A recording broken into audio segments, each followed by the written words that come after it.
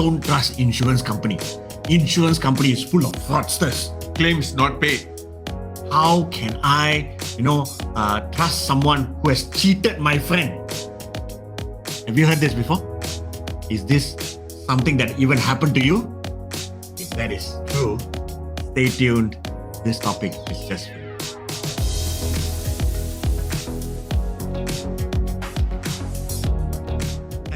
Hello everyone, and welcome again to another GE Lifesavers Talk. Joe Raj here. Energy. And today, Evan, we have another pain point issue. That's right. We have met so many of our clients or even prospects as per se, and the common sentence we hear is, I don't trust insurance company. That's right. I cannot put 100% trust. You are out to cheat me. I can never get my money back whenever an insurance claim is made. Now, if you're watching and if you have heard this or if this even happened to you, have you ever thought about why this is happening? If you go to any insurance company's social media pages and you look under the comment, there's a lot of emotional bashing. That's right. There's a lot of anger. And there's a lot of negative comments about the insurance company. That's right. But the question here is it true or not? Right. See, Joe, there's a natural distrust, right? Over not 1-2 years, but many years. Right. And the reason why this happens is that we don't address the white elephant in the room. Precisely. Right? Precisely. Because we all know what happened. We don't know why it happened. Correct. Right? Correct. And you're absolutely right that, because there are so many stakeholders inside the situation, namely the policyholder, the insurance company, and not to mention the agents, right? So there are three moving parts, right? And each one of them have a story to tell. Right. But nobody is listening. Correct. Right? Correct. So that's where the white elephant becomes, right? So it's a very deafening silence, and often that has been translated into frustration and ranting, right? So I think if you look at all those rants, Joe, you can actually summarize. Most of them falls into 3 things. Correct. Right. Now, guys, we are not looking to answer all your complaints and ranting. That'll take forever. Right. But our goal today and the series to come is to equip and point you to the right direction so that you can navigate through the noises and you can form your own opinion. Exactly. Right? So today we will cover point number 1. Now, point number 1 is it's the most common thing that we hear. My claims are not paid lah. That's right. Why do you think this happens? Right. There are many reasons, Joe, but the top reason is because of non-disclosure. Right. And we did cover about non-disclosure, right, in our previous videos, and you can, get the link up there. But just for the benefit of our viewer, right? Non-disclosure is basically material facts, aka your health history. Right. That is not being disclosed to the insurer. Correct. Right. Now, if you are wondering why is this important, you must understand the business model of any insurance company is risk management.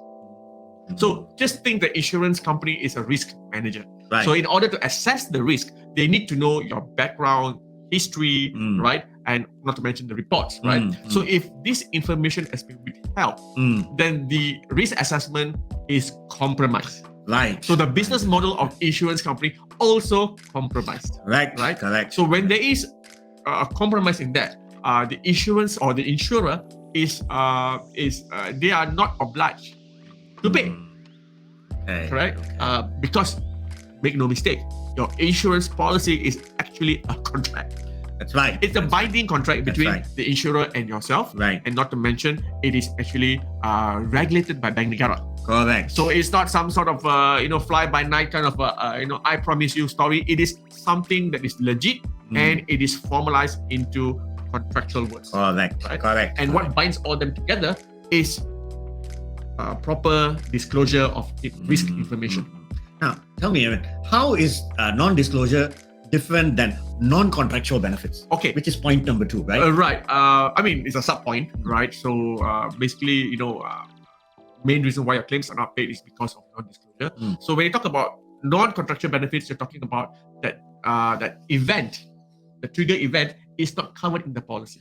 Okay. Right. That is non-contractual benefits. Right. Now, how does that happen, right? So this is got to do with understanding. You see, not all insurance are created equal. Mm. Now, what I mean by that, right? That they have different insurances to cover different events. Right? Example, life insurance, critical illness insurance, accident insurance, medical insurance. So there's different types of insurance, and each insurance is created to take care of a certain event. Right. So if you bought the wrong type of insurance, example, if someone had a heart attack, right?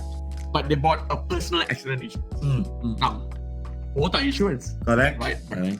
Personal accident covers accidental Correct. natures, right? Correct. Where else you're talking about the other one, you're talking about critical illnesses, or Right. it covers for heart attack. Right. So they don't meet in between.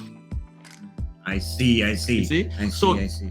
Some of the rants inside, the social media, right? Sometimes you realize that, hey, it's not even covered. So how can you expect a payout or your claims payout when the contractual obligation is not met?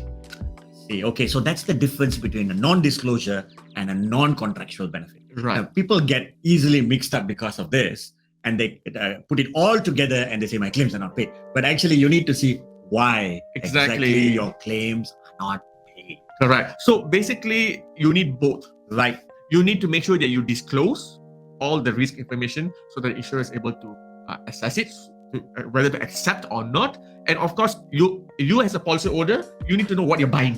Correct. So whether Correct. is that event covered or not. So Right. you need to know the difference. Thanks, Aaron. I think it's very, very detailed and comprehensive to see the difference between point 1 and point 2. Now, I think lastly, probably another important point. I wouldn't say the most important point, but it's also an important point. Why claims are not paid, right? Yeah. Right. And you realize that your policy has lapsed. Exactly. So it goes back to the same principle, Joe, right? So the insurer is obligated to pay. Number one, if there is a full disclosure, right? Number two, if the risk event is part of the contractual benefits. Correct. And number three, full payment or contractual obligation of payment has been met by the policyholder. I see. So it can't be 2 out of 3 or 1 out of 3. Right. It has to be 3 all out of 3 3. lah. All 3. Right. Right. So guys, if you're watching and you are not sure what contractual benefits you have, or whether your declaration was done as per what you have declared, or whether you do not know your policy has lapsed or is nearing lapsation, Right. it's time for you to sit down with your financial advisor and do a policy review. Policy review is so important, guys, and it is something that you need to take seriously. That's right. Now, if you do not have an agent or your agent is not communicating with you, then you can always direct message us in our social media pages or leave a comment. We'll get to you. Remember, guys, our objective of starting this YouTube page is to empower, educate, and ensure that each one of you are well versed with what insurance benefits that you're covered for. That's right. It is imperative that you know, and it is imperative that you take charge of your insurance policy. Now, if you have liked what you have seen, smash that like button, subscribe to our page, and you will get future updates and the next series that is going to come. With that, guys, come to the end. Thank you for watching us. This is Joraj again. I'm Aaron G. Take care and God bless. Bye. Bye.